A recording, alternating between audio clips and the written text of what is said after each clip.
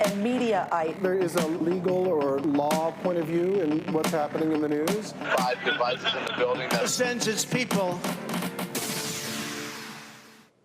All right, that mediaite thing, I just love the promo of that. You guys know this is one of my favorite segments, and one of my favorite guys to have on is Colby Hall, founding editor. Colby, hey, Bob, how are you? How you doing? Happy Easter to you. You too. The Mueller report is out. Colby Hall knows all things Mueller. What's going on?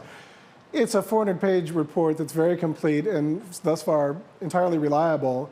And there's been a steady sort of drip of really big news stories that have come out. In this episode of Mueller Report, what was revealed in this document that sort of came to light over the weekend was that Julian Assange was revealed to completely lied about the Seth Rich conspiracy, the idea that the DNC emails that were leaked didn't come from a Russian hacking effort, but in fact that he had suggested that Seth Rich, a former DNC employee, had been murdered on the streets of Washington, D.C. And turns out that was complete obfuscation. He was lying repeatedly in a way that really sort of embarrasses him and made a lot of people who sort of supported that conspiracy theory look stupid. Case in point, this clip right here. Questions continue to swirl around the mysterious murder of DNC staffer Seth Rich. Now, following Rich's death, there was suspicion that he may have been the source of the DNC emails that were leaked to WikiLeaks. Now, not the Russians, as the left claims. Now, here's what we know at this point. In the early morning hours of July 10, 2016, while walking to his Washington, D.C. home, Rich was shot in the back and left for dead. Now, the police claim it was an attempted robbery gone wrong, but the assailant did not take anything from Seth Rich, including his phone, wallet, watch, necklace. Now, suspiciously, 12 days after Seth Rich died, WikiLeaks published the leaked emails from the DNC. Also, following Rich's death, WikiLeaks offered a $20,000 reward for information leading to the conviction of the person or persons responsible for this murder. Then in August of 2016, during an interview on Dutch TV, Julian Assange of WikiLeaks implies pretty strongly that Seth Rich may have been a WikiLeaks source. Watch this. Whistleblowers go to significant efforts to get us material and often very significant risks. As a 27-year-old works for the DNC, who was shot in the back, murdered just 2 weeks ago.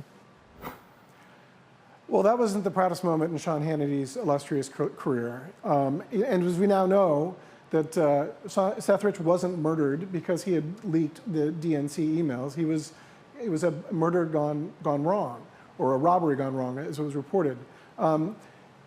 Later in that segment, Sean Hannity interviewed Julian Assange and asked him to his face to sort of repeat his claims, which Hannity not only appeared to buy wholesale, but then went on to promote. Now, there are two sort of explanations for that. Either Hannity was complicit in that conspiracy, which I don't think is the case. The other is that he got duped.